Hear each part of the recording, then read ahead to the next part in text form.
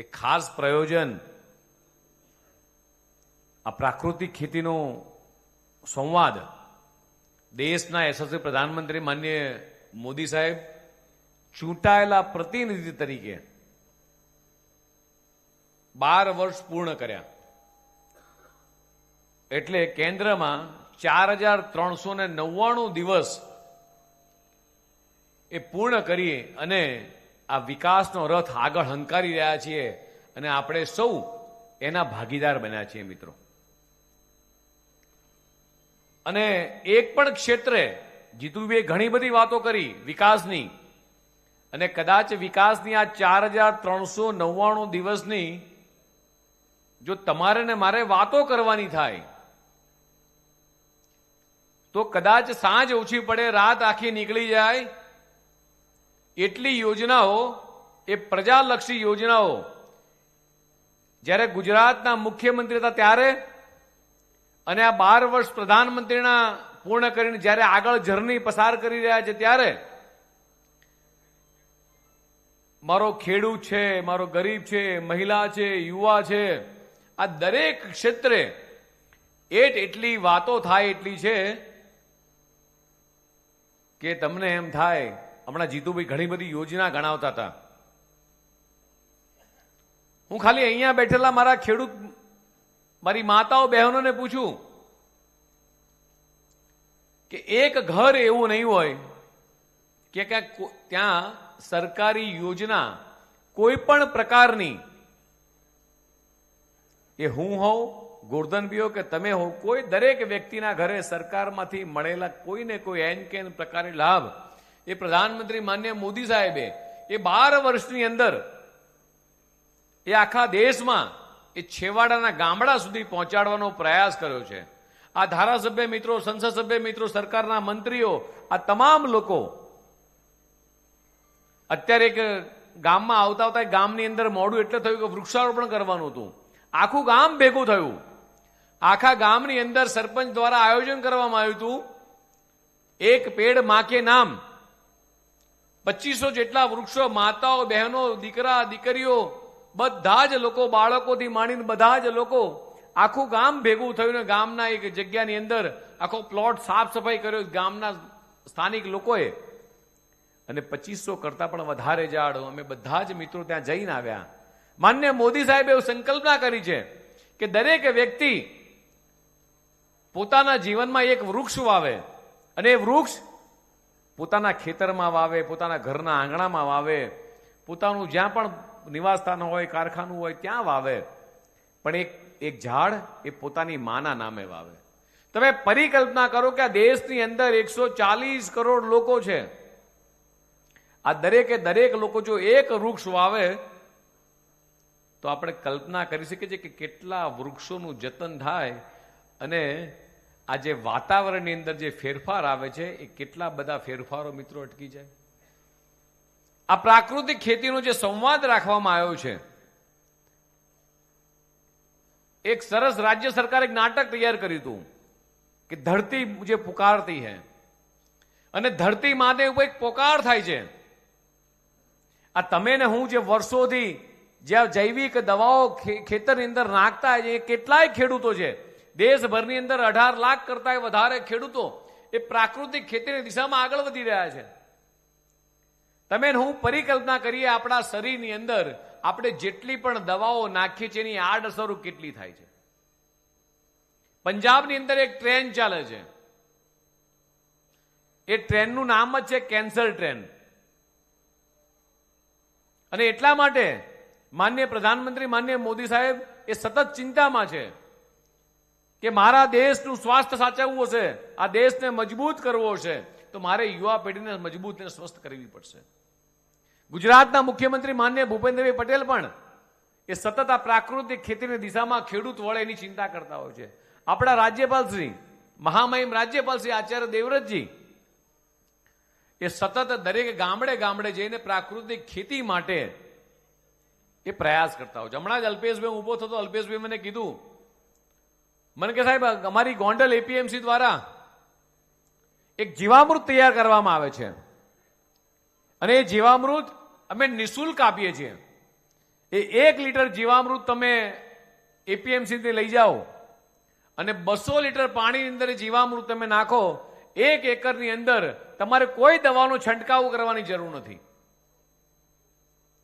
અલ્પેશભાઈને આપણે અભિનંદન આપીએ ખેડૂત મિત્રો.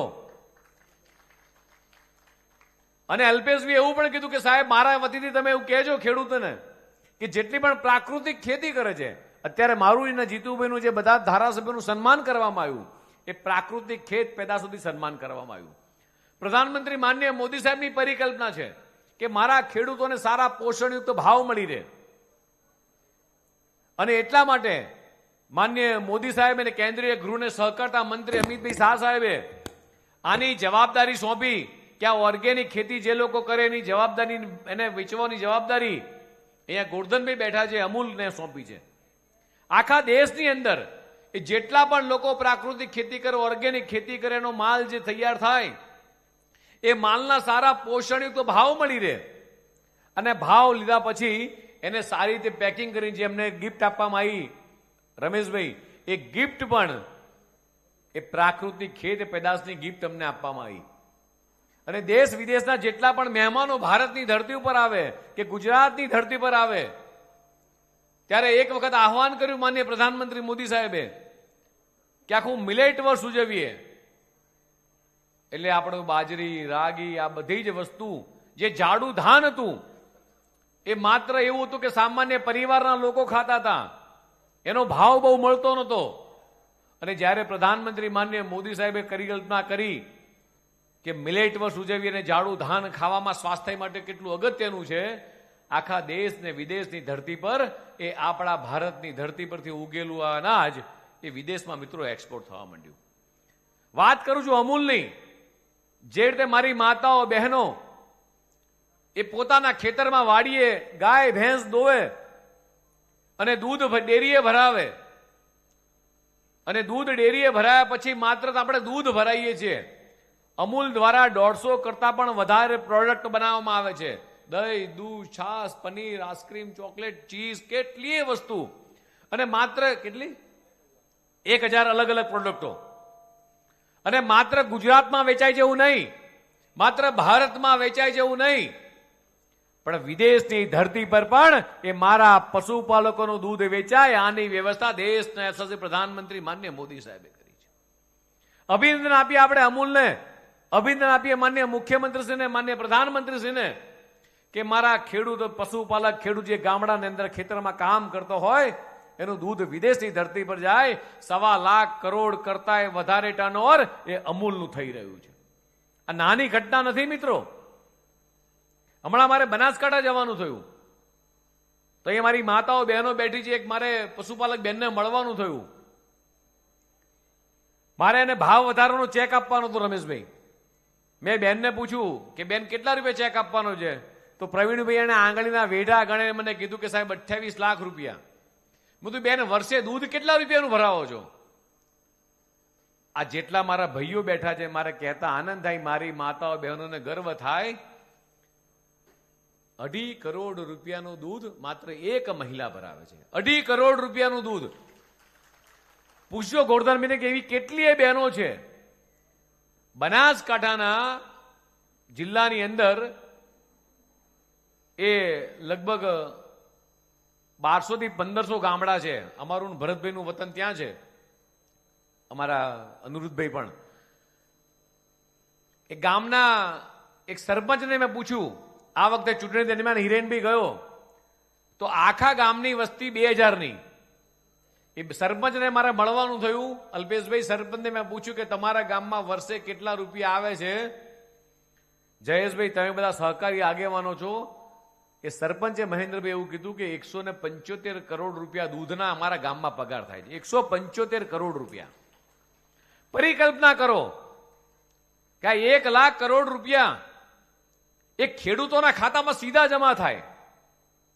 હમણાં મને અલ્પેશભાઈ કહેતા હતા કે જે ગોંડલની અંદર જે જણસી આવે એ 65 પ્રકારની અલગ અલગ જણસી આવે.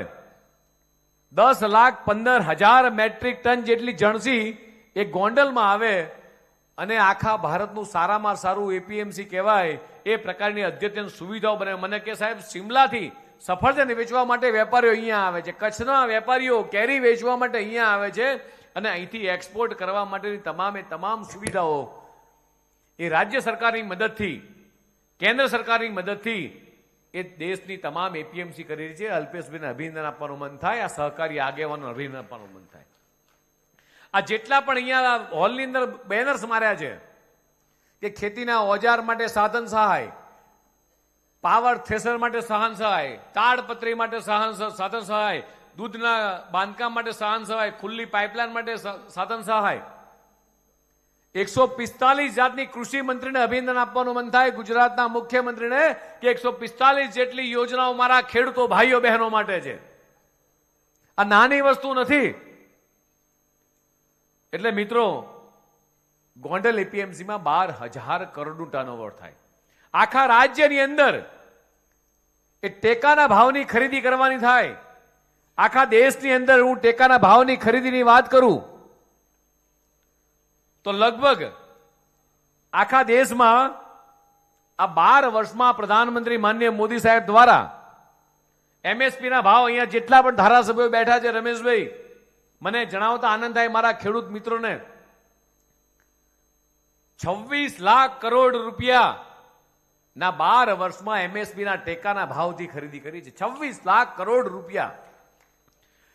ગુજરાતની અંદર લગભગ 12,646.97 કરોડનું 17,41,287 મેટ્રિક ટનની મગફળીની ખરીદી કરી. 417.82 કરોડના મૂલ્યની 78,420 મેટ્રિક ટન સોયાબીનની ખરીદી કરી. 23.74 કરોડના 3,044 મેટ્રિક ટનના અડદની ખરીદી કરી. આ ગઈ સાલના આંકડા બોલું છું. આ બધા જ આંકડા માન્ય જીતુભાઈના ડિપાર્ટમેન્ટના મુખ્યમંત્રી ભૂપેન્દ્રભાઈ પટેલના સહયોગથી આજે ખરીદી થઈ છે. 6.95 કરોડના 793 મેટ્રિક ટન મગની ખરીદી સરકારે કરી. 644.53 કરોડના મૂલ્યની 80,565 મેટ્રિક ટન તુવેરની ખરીદી કરી. 2155.40 કરોડ 3,66,800 મેટ્રિક ટન ચણાની ખરીદી કરી.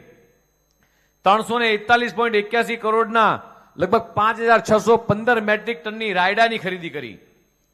અને એટલા જ માટે દેશના યશસ્વી પ્રધાનમંત્રી માનનીય મોદી સાહેબ એવું કહે છે કે બેક ટુ બેઝિકના મંત્ર સાથે જો આપણે પ્રાકૃતિક ખેતીની દિશામાં આગળ વધ્યું તો સારામાં સારા ભાવ એ આપવાનું કામ એ સરકાર કરી છે. અમૂલ દ્વારા તમારી પ્રોડક્ટની ખરીદી કરી રહી છે.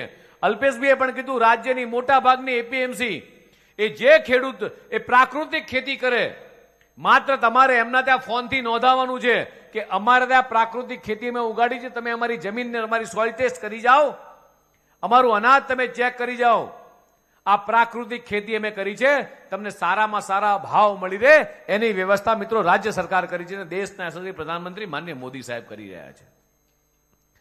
અને આ ખેડૂતો અહીંયા બેઠા છે,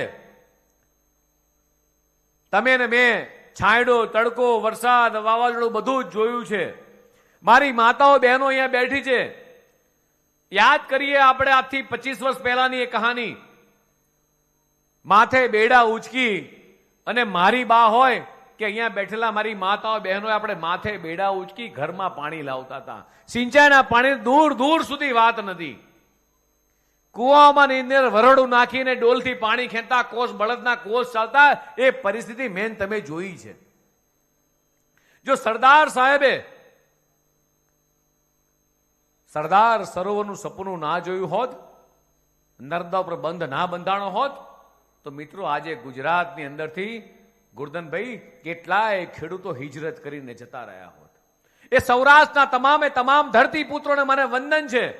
એ યાદ કરો એ પરિસ્થિતિ, આજથી 30 વર્ષ, 40 વર્ષ, 50 વર્ષ પહેલાની પરિસ્થિતિ યાદ કરો કે જે માઇગ્રેશન થયું. અહીંથી લોકો બોમ્બે જતા રહ્યા, અહીંથી સુરત જતા રહ્યા, અહીંથી દેશ વિદેશની ધરતી પર જતા રહ્યા. એનું એકમાત્ર કારણ હતું કે આપણી ધરતી સૂકી ભટ્ટ હતી, પાણી નહોતું, નદીઓ સુકાતી હતી, પાણી નહીં. મારી માતાઓ બહેનોને સૌરાષ્ટ્રમાં કોઈ દીકરી દે નહીં કે ત્યાં પાણી નથી. ધંધુકામાં કહેવત હતી કે ગોળીએ દેજો, પણ ધંધુકા દીકરી ના દેતા કે ત્યાં પાણી નથી. આ પરિસ્થિતિ મિત્રો તમે ને મેં જોઈ છે. આ પરિસ્થિતિને બહાર ઉજાગર કરવાનું કામ કોઈએ કર્યું હોય તો નતમસ્તક વંદન કરવાનું મન થાય કે દેશના યશસ્વી પ્રધાનમંત્રી માનનીય મોદી સાહેબ જ્યારે ગુજરાતના મુખ્યમંત્રી હતા અને એકમાત્ર મુખ્યમંત્રી જ્યારે ખેડૂતો માટે, ખેડૂતોના હિત માટે, એ ગુજરાતની જનતા માટે ઉપવાસ ઉપર બેસે. ત્યાં સરદાર સરોવર જેમ કે મારે ડેમની ઊંચાઈ વધારવી છે, મારે દરવાજા લગાવવા છે. કેન્દ્રમાં કોંગ્રેસની સરકાર, જ્યાં કોંગ્રેસની સરકાર અત્યારે જે રીતે ખેડૂતોને ભરમાઈ રહી છે, ખેડૂતોને અવળા રસ્તે લઈ જઈ રહી છે, એ કોંગ્રેસના મિત્રોને પૂછવું છે કે તમારી સરકાર હતી ત્યારે તમે ગોળીએ ધરવવાનું કામ કર્યું હોય તો આ કોંગ્રેસના નેતાઓએ કર્યું હતું. અને આ એ સરકાર છે જ્યાં ખેડૂતોને, કિસાનોને એ કિસાન સન્માન નિધિ આપી અને સાચા અર્થમાં એ ખેડૂતોનું સન્માન કરી રહી છે. દર વર્ષે સીધા ખેડૂતના ખાતામાં પૈસા જમા થાય. મિત્રો, સરદાર સરોવર જો ડેમ ના બન્યો હોત તો આજે મારા કે તમારા ઘરમાં પાણી ના હોત. આ મારી માતાઓ બહેનો અહીંયા બેઠી છે, એ અત્યારે ખરા બપોરે તડકામાં માથે બીડું ઉચકી અને 2 ગૌથી પાણી લાવતી હોત. અને એ વખતના દિવસો યાદ કરો. અહીંયા વડીલો સૌરાષ્ટ્રના બેઠા છે, એ વખતના દિવસો યાદ કરો કે અમદાવાદથી ગાંધીનગરથી કોંગ્રેસના નેતા લીલી ઝંડી આપે અને લીલી ઝંડી ટ્રેનની હોય, ટ્રેનની અંદર પેસેન્જર ના હોય પણ પાણીના ટેન્કર આવતા હતા. આ ટેન્કર રાજ ખતમ કરવાનું કામ કર્યું હતું ભારતીય જનતા પાર્ટીની સરકારે. દેશના યશસ્વી પ્રધાનમંત્રી માનનીય મોદી સાહેબ જ્યારે ગુજરાતના મુખ્યમંત્રી ત્યારે કરી. આ વેદના, ખેડૂતોની વેદના ખબર હતી એમને. અને જેવા જ પ્રધાનમંત્રી બનતાની સાથે જ માત્ર 17 દિવસની અંદર એ સરદાર સરોવરના દરવાજા લગાવવાની મંજૂરી આપી. અને મને જણાવતા આનંદ થાય કે આજે ગુજરાતની અંદર મારા ને તમારા ઘરે જે પીવાનું પાણી આવે છે, તમારા ને મારા ખેતરની અંદર જે સિંચાઈનું પાણી આવે છે, તમારા ને મારા ઢોર જે પાણી માટે ટળવળતા હતા, જે ઢોર પાણી વગર કદાચ મૃત્યુ પામતા હતા, એ ઢોરને પાણી આપવાનું કામ કર્યું હોય, ખેતરને પાણી આપવાનું કામ કર્યું હોય, એનો શ્રેય કોઈને જાય તો ભારતીય જનતા પાર્ટીની સરકારને જાય. 75,000 કિલોમીટરનું નેટવર્ક આ સરદાર સરોવર ડેમથી છે કે કેવડિયાથી લઈને કચ્છ સુધી આ પાણી પહોંચાડવાનું કામ કર્યું તો દેશના યશસ્વી પ્રધાનમંત્રી માનનીય મોદી સાહેબે કર્યું છે. મિત્રો, આ નાની ઘટના નથી. અને સૌરાષ્ટ્રની અંદર સૌની યોજના થકી જે પાણી પહોંચાડવાનું કામ કર્યું એનો શ્રેય કોઈને જાય તો મિત્રો દેશના યશસ્વી પ્રધાનમંત્રી માનનીય મોદી સાહેબને જાય.